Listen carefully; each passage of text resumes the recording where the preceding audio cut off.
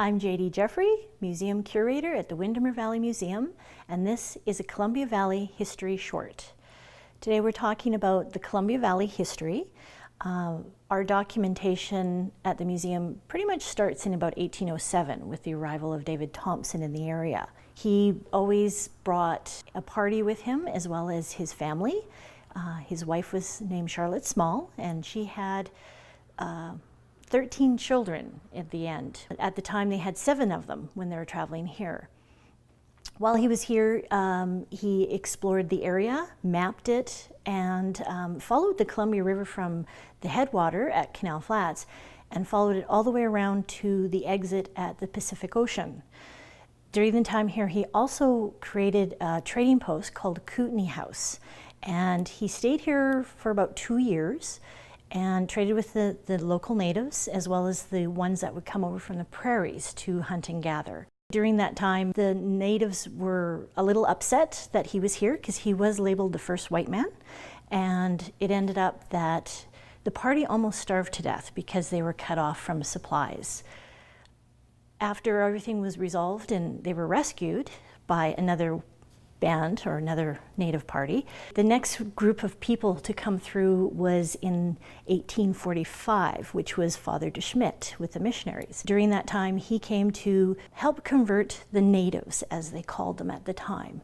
That opened up a lot of the area, so it was now known. And then in about 1863, there was a gold rush south of the Columbia Valley near Fort Steele, and it attracted a lot of people during the gold rush days.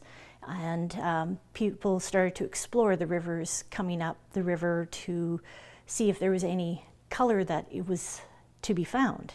And it attracted enough people that they started to find that there was a lot of ore in the area, and they started to do mining.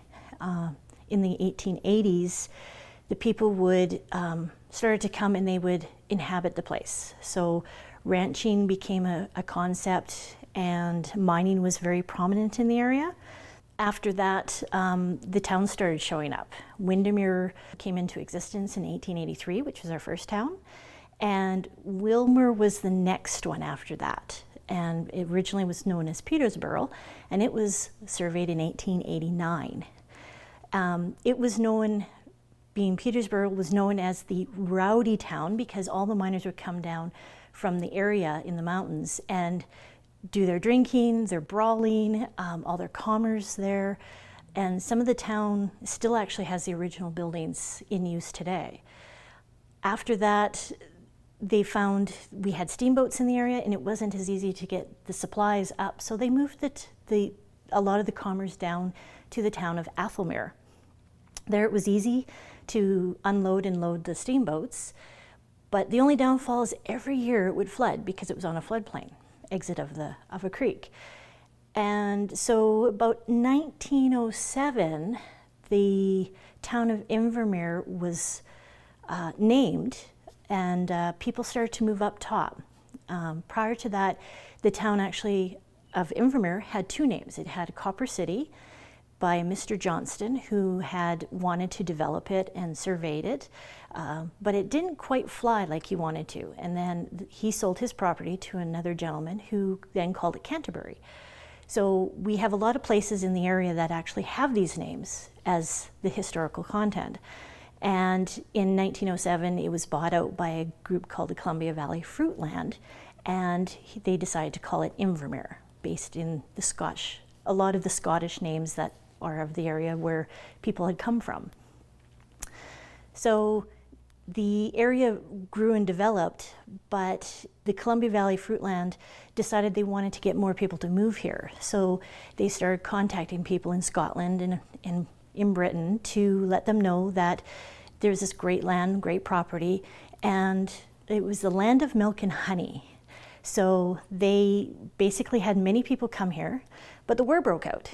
And unfortunately, people found it much more tougher than they thought, and they decided to not return once they went out to war.